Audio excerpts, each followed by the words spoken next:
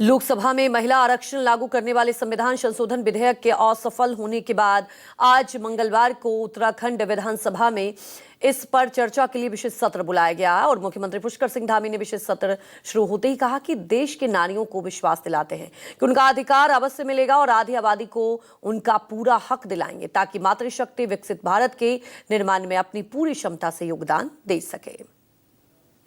किसी ने मेरा लेख अगर पढ़ा हो, दैनिक जागरण में छपा है, अगर आप सब विद्वान लोगों ने किसी ने पढ़ा होगा तो उसको देखिएगा एक बार।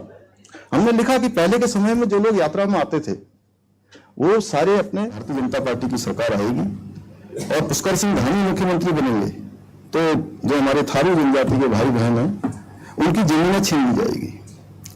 और एक सुनियोजित प्रचार था जिसका उद्देश्य केवल भय और आशंका पैदा करना था, समाज को गुमराह करना था। दुर्भाग्यवश उस समय हमारे वहां के थारू भाई बहन भी उस दिशा में चले गए और उसी झूठ को सच मान बैठे। परिणाम से मुझे वहां से हार का सामना करना पड़ा। लेकिन आप भी अध्यक्ष महोदय, सत्य को अधिक समय तक दबाया नहीं जा सकता।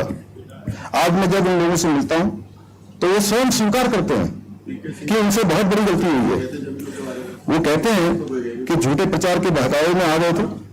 अध्यक्ष महोदय, ये केवल एक घटना चुनावी हार जीत की नहीं है बल्कि इस बात का प्रमाण है कि किस प्रकार से झूठ और भ्रम और अफवाह की राजनीति होती है, किस प्रकार से समाज को बांटने का काम होता है।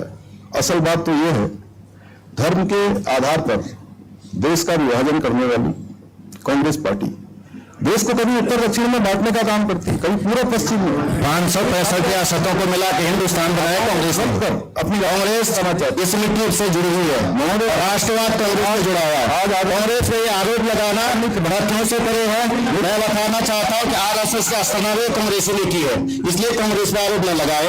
मैं आपसे ये जरूर अनुरोध करता हूँ, कांग्रेस इस मिट्टी से जुड़ी, राष्ट्रवाद से जुड़ी कांग्रेस है। अरे कांग्रेस पूरा आरोप का गढ़ा है, आप समझ लीजिएगा, पूरा गढ़ा। ये ऐसे राष्ट्रवाद से हैं कि कश्मीर से हमारे कश्मीरी पंडितों को वहां से भगा दिया। ये ऐसे राष्ट्रवाद के प्रति है। समय में हुआ इतिहास बढ़ेगा, पाकिस्तान के दो इतिहास बढ़ेगा। तो उसको देखिएगा एक बार। हमने लिखा कि पहले के समय में जो लोग यात्रा में आते थे वो सारे अपने जितने भी संस्कार होते हैं वो संस्कार करने के बाद यात्रा में आते थे, क्योंकि कठिन यात्रा होती थी। भौगोलिक परिस्थितियां कठिन है, 10,000 फुट से ऊंची ऊंचाई पर है, रास्ते बड़े कठिन हैं और यात्रा शुरू होने से पहले 6-6, 7-7 फुट बर्फ पड़ी हुई थी। अभी हमारे त्रिलोक सिंह चीमा जी बैठे हैं, हेमकुंड साहब की यात्रा शुरू होने वाली है 20 मई से, वहां तो 10 फुट के लगभग अभी बर्फ पड़ी हुई है। केदारनाथ जी में जब यात्रा शुरू हुई थी 22 तारीख को, तो उससे पहले जो है बहुत मुश्किल से जो है रास्ता बार बार हटाया गया, क्योंकि आप सब लोगों ने देखा कि इस बार